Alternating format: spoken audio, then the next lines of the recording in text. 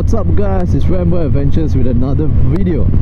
So today I'm going to go through my air filter or my air intake. So as you can see, this huge looking thing over here is my air filter. The stock air filter was awesome, it was good, but it was too big, keep hitting into my leg.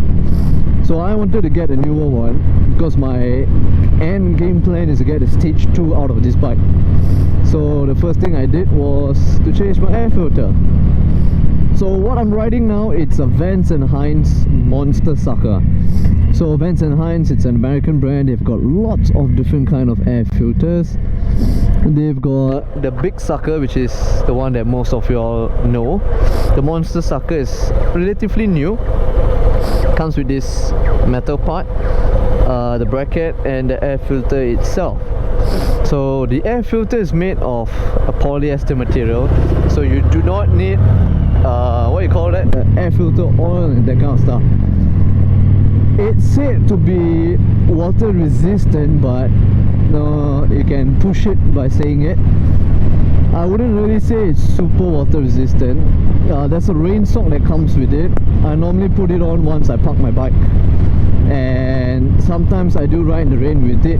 But there was once when it was super heavy and my bike sort of died. I think because water went in. It took me a while to start off, but after that it was fine.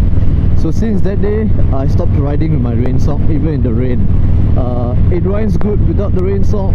I just use it when I sort of just park at somewhere. Basically just keep the dust out. Servicing, you just take out, use the compressed air, clean it. That's about it. Very, very easy air filter to take care of. Now if you do damage the air filter, you can get it replaced 1-to-1 with 60 USD. You can also buy an extra cover, I think it's 100 plus USD, to put over to make it look nicer. But I mean, that's just extra money going down the road. You don't really need that. All you need is just the air filter itself. Now the price, I forgot how much it costs in US dollars, but I bought it from Revzilla. Paid for shipping, tax, everything. When it came to my doorstep, it was high 400, close to $500. So cheaper than your Screaming Eagle.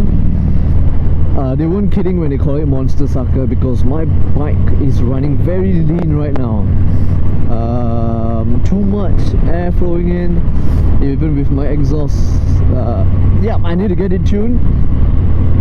My bike still has warranty, so I'll probably wait for another 2 months and I'm going to get it tuned. Like, yeah, I definitely need to get it tuned. It's not riding as good as it's supposed to be. Partly it's because there's too much air flowing in. So when you're buying an air filter, do take note, especially if you're buying a mammoth size one like mine.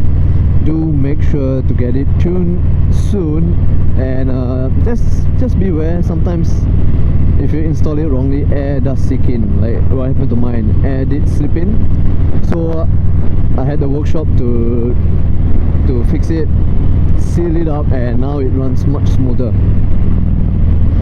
So will I recommend buying Vance and Hines? Yeah, definitely. I feel Vance and Hines, K&N, these two are better alternatives. Even S&S are better alternatives than the Screaming Eagle.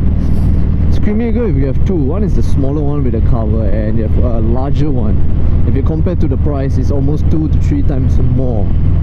So yes, air filter, get an aftermarket one. Alright, so stay tuned for more videos. The next one I'll go through my exhaust, and I'll go through one by one on all my aftermarket items. Till then, stay safe and ride safe.